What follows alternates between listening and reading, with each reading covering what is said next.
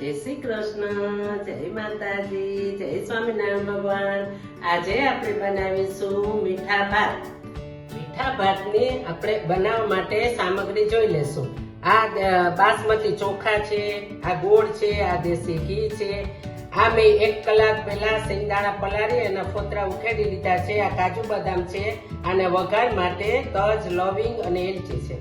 આ ચોખાને મેં 3 પાણીએ ધોઈને રાખ્યા છે, અને આ જે ગોળ હતો એનું મેં પાણી કર્યું છે, એનો વઘાર કરીશું આપણે। હવે આપણે આ ગેસ ચાલુ કરીશું, એના ઉપર આ કુકર મૂકીશું, એમાં આપણે આ દેશી ઘી નાખીશું। દેશી ઘી આપણે થોડીક વાર ખાવા દેશું।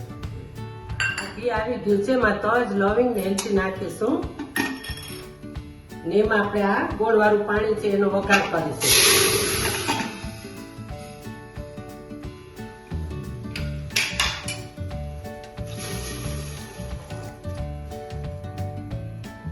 આ સિંગદાણા આપણે જે પલાળેલા હતા એ નાખીશું, અને આ કાજુ બદામ એ નાખી અને 5 મિનિટ આને એકદમ ઉકળવા દેશું પાણીને, પછી ચોખા નાખીશું।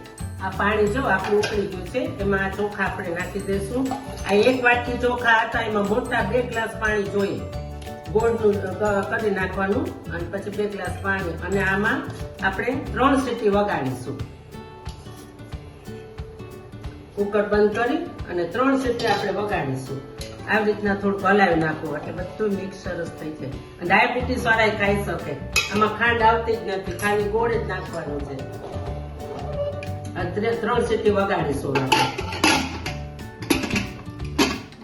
હવે આપણે આ ભાત થઈ ગયા, ગેસ બંધ કરીશું અને આપણે ઉકળશું। આપણા ભાત તૈયાર છે, એને આપણે આ ડીશમાં કાઢી લેશું। ગેસ બંધ કરી દેશું, અને આપણે આ તૈયાર છે, એને આપણે આ ડીશમાં કાઢીશું।